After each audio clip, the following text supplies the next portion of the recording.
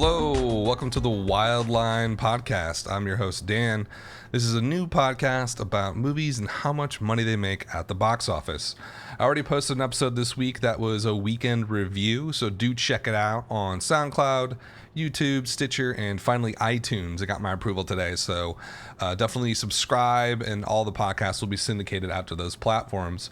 But today is about the upcoming weekend, and I guess you would call it a holiday weekend because Halloween is on Monday, so nobody has the day off, but it kind of feels like a holiday. People are going to be going out and partying the whole weekend. And we got one opener this week, one wide opener to talk about, as opposed to last weekend when we had four, which was kind of honestly a little bit of a clusterfuck. And so this weekend's a little bit easier, so we can do a little bit more of a deep dive here. And I think it's more fun to do deep dives on box office stuff instead of trying to just fly by the seat of our pants and just throw numbers out there that we think are in the ballpark. So the movie opening this weekend is the Tom Hanks movie Inferno, directed by Ron Howard.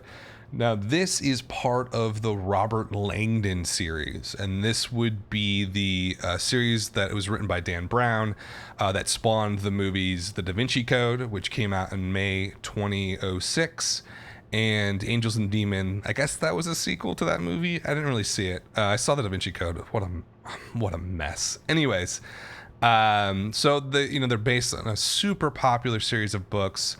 The Da Vinci Code is a book that every single human being, I feel like, has a copy of or has read. And I think that that popularity, despite being huge only 10 years ago, has really, really waned. And that's why I think there's been a long gap here. So the Da Vinci Code came out in 2006. Angels and Demons came out in 2009. Both came out in May, right at the start of the summer season of those years, and they both did decently well. So it's kind of interesting to have this new movie, Inferno. I'm assuming it's just based on another Dan Browne book. I don't know how well Inferno did compared to Angels and Demons and the Da Vinci Code, but it must have done pretty well if Sony's going to throw money at it and give Ron Howard sort of free reign here with Tom Hanks to basically take him all over the world and just shoot him doing whatever, running around looking for clues, I guess is what the movie's about. It's kind of like a higher tier National Treasure, if you will, but not quite what you'd consider anywhere near like a high art film at all. There's lots of art involved, but it's definitely sort of a mass market pedestrian type film that's made to get people to get there on the weekend, pay their $12 and, make $100 or $200 million at the end of the day. That's the goal with one of these movies.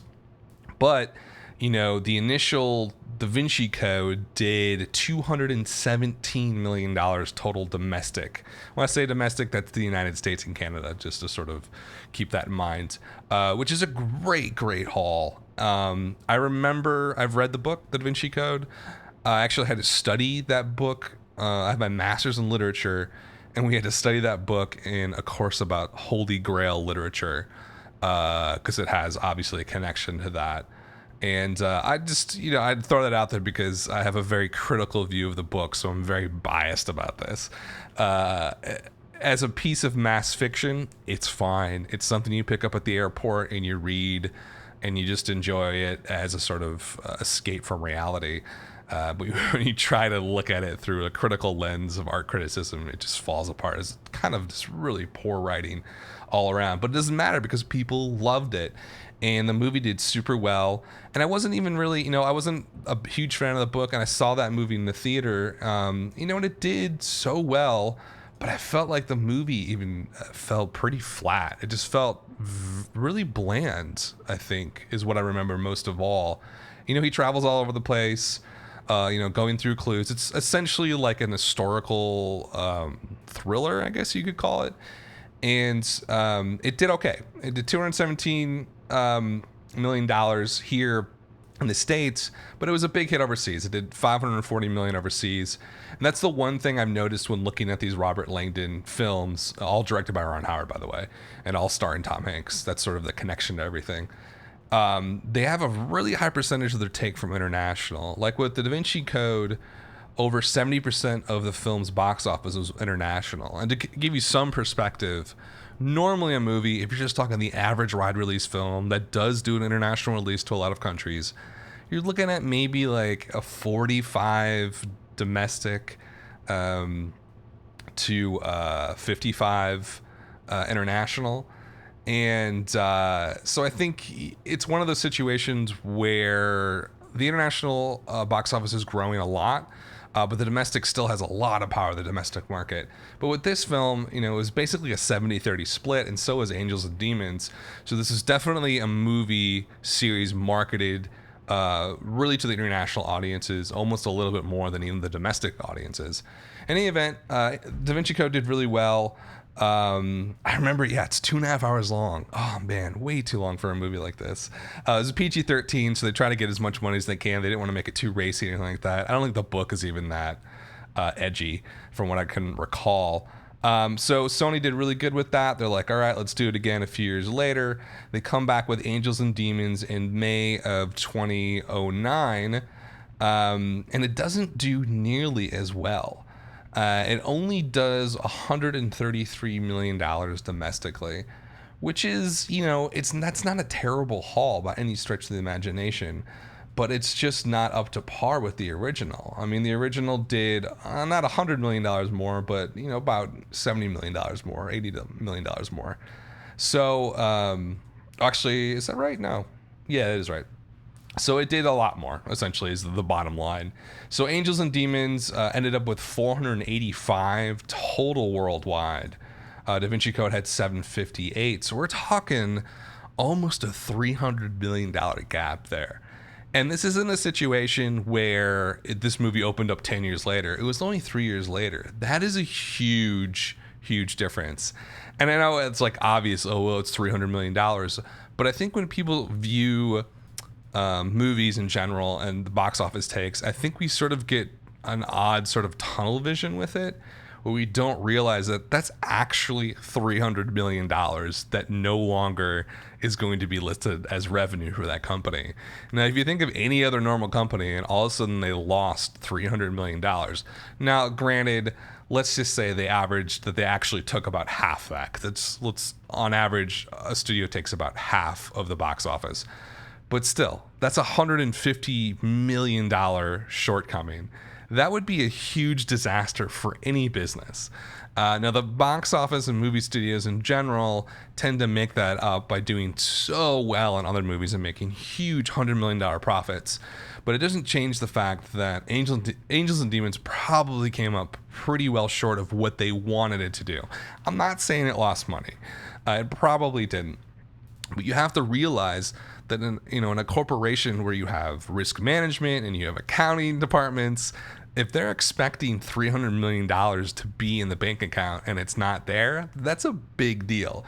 So it may not have lost money, but it definitely underperformed. And I think probably some heads rolled for that at Sony because of it. And I guess it's sort of a joint thing with Sony and Columbia for these Robert Langdon movies.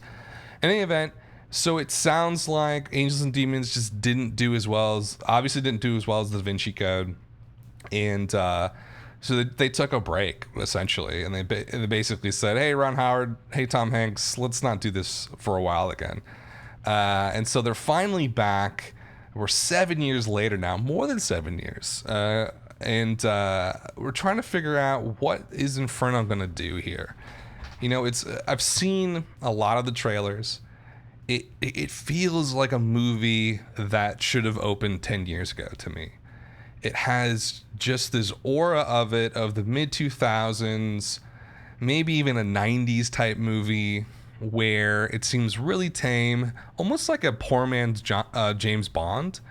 I'm not saying that to insult Tom Hanks or anything like that, but he just doesn't have the type of persona that goes well with like an international thriller. He just feels a little deflated compared to somebody like Daniel Craig or any of the James Bond guys.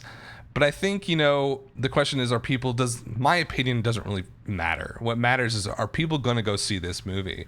And it's actually already opened up at a couple different markets. It's at $94 million right now in the foreign markets. I got to double check and see where it's opened so far. Oh, it's open pretty much all over internationally. Wow. Yeah, it's open everywhere except for the United States. So we're going to try and figure out what Inferno is going to do. So let's just take a brief look back at the Vinci Code and see how it did opening weekend. So opening weekend back in 2006, the Vinci Code did $77 million its opening weekend, with a per theater average of $20,000, almost $21,000. That's fantastic. That's a really great opening. Any theater average that high when you're hitting the 20s and getting out of the teens is just a huge blockbuster moment for the film. And so we're not going to expect that at all with this. Like, that's not even in the ballpark. 20's not even. I'm not even going to consider it. I'm not even really going to consider the teens in terms of a per theater average, just because the series has waned in popularity a lot, and the movies just doesn't. The Inferno just doesn't have a lot of edge to it. It doesn't have a lot of hype. It's lucky because it's the only movie opening this weekend, and I guess you can sort of relate it to Halloween. I mean, it's called Inferno. I'm guessing it's based off of Dante's Inferno, so it definitely has a sort of horror macabre element to it, but it's not a traditional horror film, so I don't know how well this Halloween holiday weekend is going to help it. In any event, let's take a look at Angels and Demons real quick. Angels and Demons opened up at $46 million 7 years ago, a little bit over 7 years ago, with a $13,000 per theater average, which is a little bit more in the ballpark of what I'm thinking for this, but I feel like that's way too high even for Inferno. And so I get the feeling that it's going to underperform both of those films.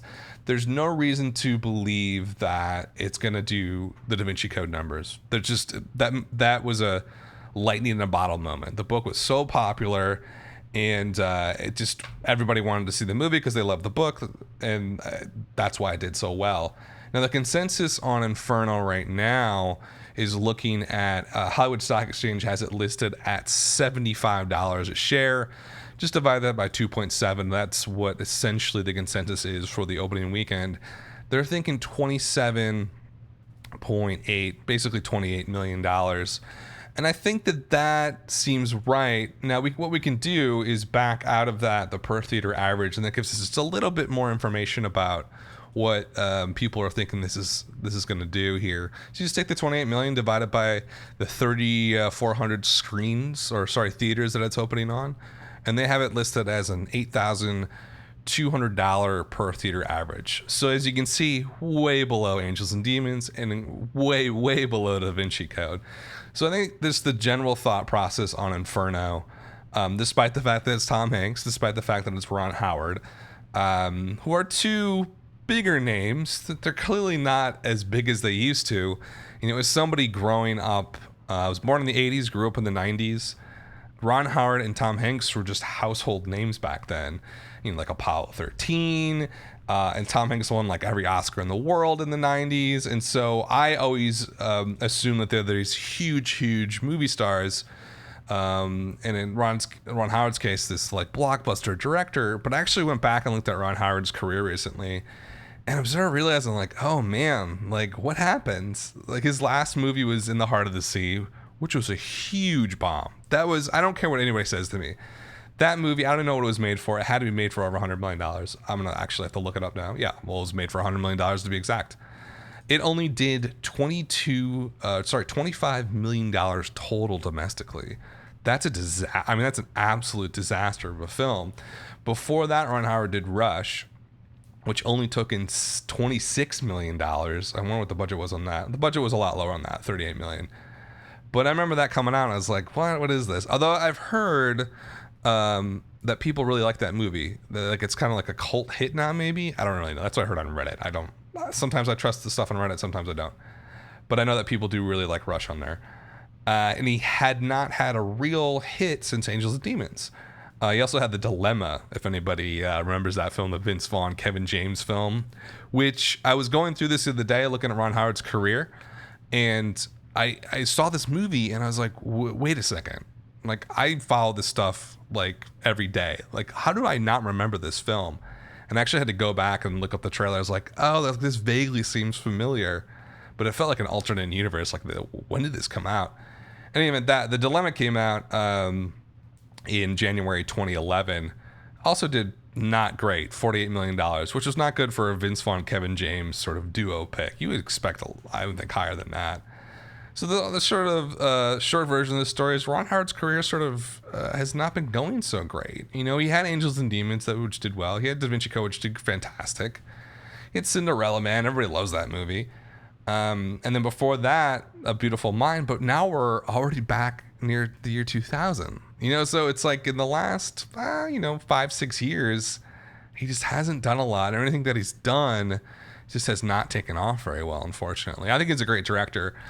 His work on Arrested Development is fantastic, but he does not have the draw that he did probably, obviously, in the 90s, like with Apollo 13 or even Ransom, if you guys remember that movie in 1996. I love that. Give me back my son. Speaking of Mel Gibson, he's got his new movie coming out. We'll have to walk through Hacksaw Ridge in a couple of weeks. In any event, Ron Howard's career is sort of like, he hasn't had a hit in a long time. Tom Hanks has been doing pretty well.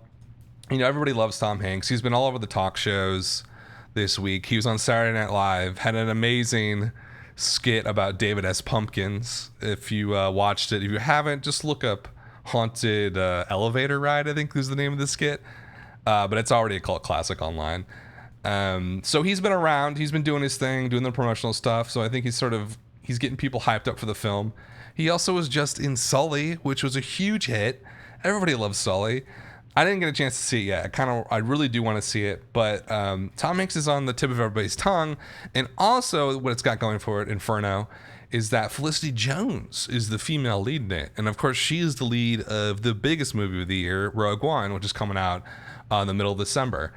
So it's got big names. It's got a classic director who's done some great work. I just don't think it has the draw, though. And the reason I say that is, these other movies in the series came out a while ago. The trailers have been super tepid. I mean, they just feel like just limp and flaccid. Like, what is this? Like, it doesn't even feel like a major blockbuster movie or that's made by a major studio. It just almost felt like a TV movie type production. Also in this is Ben Foster, who I love. He's fantastic. He actually looks like he's great in it. I don't think he's in it very long. Spoiler alert. But in any event, I just don't think it has the cultural cachet to do very well. It's not going to do Angels and Demons numbers. It's not going to do Da Vinci Code numbers. So what is it going to do? So I don't think it's going to come anywhere near to that 13,000 per screen average of Angels and Demons. So, what's the starting point here? The consensus says about $8,000 a per theater average, and that puts it in the mid 20s. Does that feel right? I feel like it is kind of a little bit high to me. Like when I first looked at this today or the last couple of weeks, I was like, when I'm looking at per theater average on this, I'm thinking, is it going to do better than Boom Medea last weekend? That's a great question. Like, is it going to do better than that? Because that movie really popped off last weekend. You remember Medea, we were expecting high teens at best, maybe low 20s. It ended up doing $28 million. Opened up on only 2,300 screens or theaters. So it had a per theater average of $12K. I don't think that Inferno is going to do that. I just don't think it's going to be anywhere near to that level of hype. So I'm thinking definitely below 10. I think it's going to do above 5. Like Ouija did about 5K per theater last weekend. I think it's going to be above that. Jack Reacher did 6K last weekend.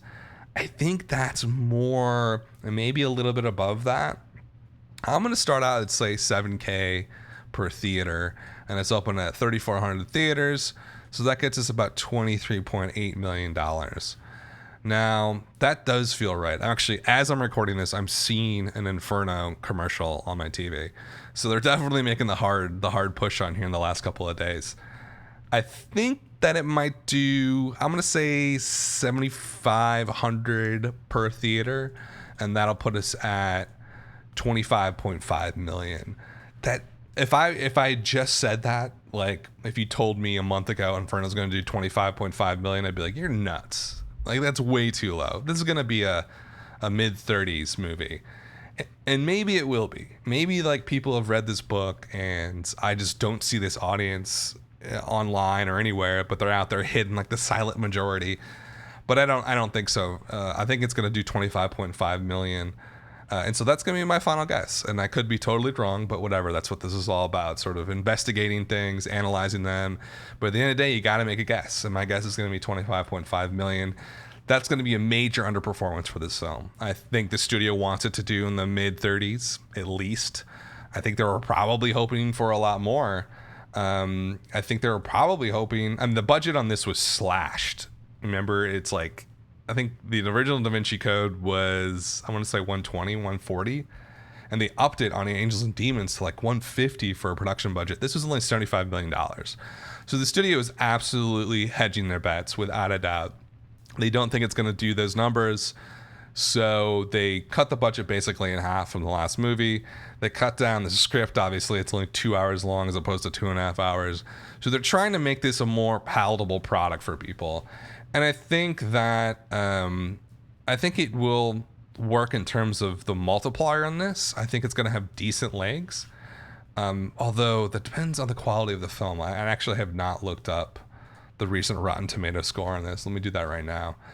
If it's really bad, then it's gonna, oh geez, it's at 26% on Rotten Tomato. So obviously critics hated it. Critics didn't like Boo Medea either. So that doesn't mean that it's gonna just collapse and die. It is one of those movies that there's always gonna be an audience for, just because of who's involved and the type of movie it is. Like it's one of those movies where you just go to and escape. They're gonna take you to like Italy and like wherever. It's like a travel movie. It's like going to see, like it reminds me a lot of like those 1940s, 50s travel movies where they just like get some star and throw them in different locations and be like, oh, look, it's Italy. It's so beautiful. I feel like that's the modern version. Inferno's the modern version of that with some like weird, cryptic, literary backdrop plot to it. In any event, I think it's going to do about the mid 20s. I'm going to say 25.5. That's the only major movie opening this weekend. So they kind of did a little bit of deep dive on it. We can talk a little bit about what the other movies are going to do, the holdovers from last weekend. Boo Medea did $28 million this last weekend. It's the holiday weekend now, so I think that it's not going to do a huge drop. But then again, as I think about it, the audience that wanted to see that's going to go see it the first weekend. I don't know if they're going to wait for the second weekend. So normally a drop's going to be about like 45, 50. I think it's probably because of the holiday, it's going to stick to that. Normally I think it would be a lot more. Jack Reacher came in at $23 million last weekend. I think its drop is going to be pretty bad. People did not like the movie. The cinema score was really low. Can't remember. I think it was B- or something like that. People hated it essentially. And, a reminder. And I think it's going to drop about over 50 is my guess on Jack Reacher. And then on Ouija, because it's a horror film, normally horror films drop a ton on their second weekend because everybody just goes to flocks to see them the first weekend. I'm thinking of like the Jason remake and stuff like that where it dropped like, I can't remember. I think it was like 68%, some absurd drop. But that's pretty normal to have a massive drop for a horror film. But it's Halloween weekend, so I don't think it's going to drop that much. My guess is probably in the 40s, just because if people want to see a real horror movie, they're going to go see a Ouija. And then the other one's Keeping Up with the Joneses. Is it even worth talking about? I mean, what a flop. What an absolute flop. What a disaster for Fox on that one. They must have lost tens of millions of dollars. I mean, that's the cool part about movies and the box office and what fascinates me so much about it. It's not just about like trying to quantify art essentially as a product and a business, which is already super hard, but it's fun to see the fallout when a movie does poorly.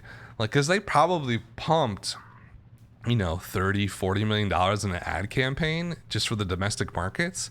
And that all probably just went up in smoke. And I just can't imagine losing that much money.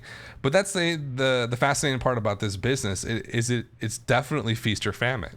You know, if you look at the deadline reports on the most profitable movies last year, you know, you had movies like Jurassic World and The Force Awakens making profits. This is not revenue, profits of $200-300 million and more.